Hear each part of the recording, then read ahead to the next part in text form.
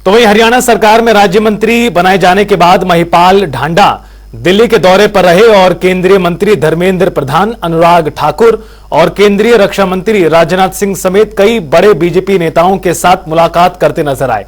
देखिए हमारे संवाददाता की यह खास रिपोर्ट।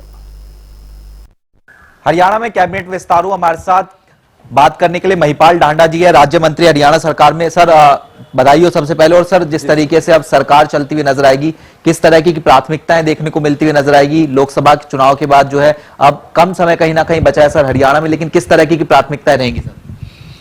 देखिए, पूर्व में मुख्यमंत्री आदरणीय मनोहर लाल जी ने हरियाणा प्रदेश में इस तरह की व्यवस्था खड़ी की है। उस व्यवस्था में हर वर्ग आ जाता है, हर श्रेणी का व्यक्ति आता है और सरकार की जो कल्याणकारी नीतियां हैं और जो योजनाएं हैं उनका लाभ नीचे से नीचे वाले व्यक्ति को मिल जाए, इस सारी की व्यवस्था हम लोगों ने की हुई है। अब उस काम को तेजी से करना, उस काम में तेजी लेके आना, यही हमारी प्राथमिकता है।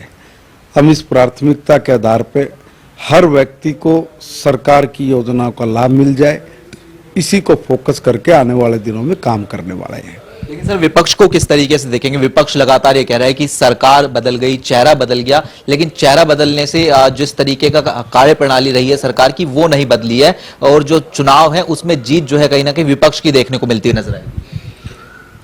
पहले तो विपक्ष है ही कहां पे? अगर विपक्ष होता तो हरियाणा की विधानसभा में नजर आता।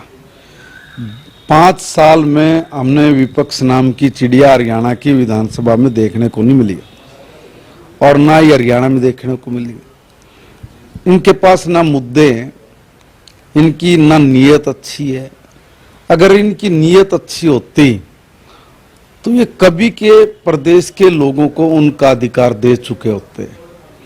इन लोगों ने सदा चोरी ठगी की है, डीलरी की है, हरियाणा प्रदेश के लोगों की भावनाओं के साथ बलात्कार करके हरियाणा की जनता का मखौल उड़ाया, मजाक उड़ाया है।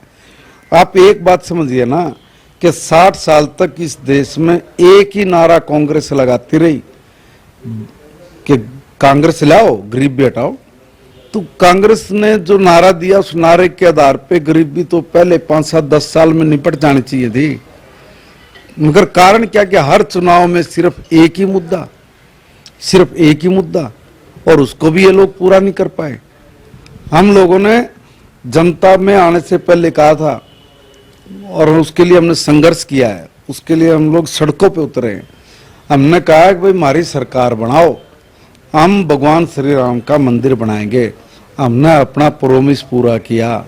हमने कहा हम धारा 370 तोड़ेंगे, हमारी सरकार बना दो। लोगों ने हमारे पे विश्वास किया और उस विश्वास को मोदी जी ने कायम रखा, धारा 370 तोड़ी।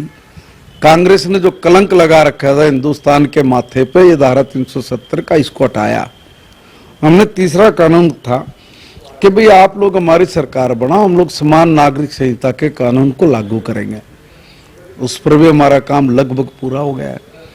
जनता को विश्वास है कि भी ये जो कहेंगे वो करेंगे। तो महिपाल ढांडा जी थे, जनता टीवी से तमाम मसलों को लेकर खास बातचीत कर रहे थे। कैमरामैन दीपक चौहान के साथ स्पर्श शर्मा, जनता टीवी, दिल्ली।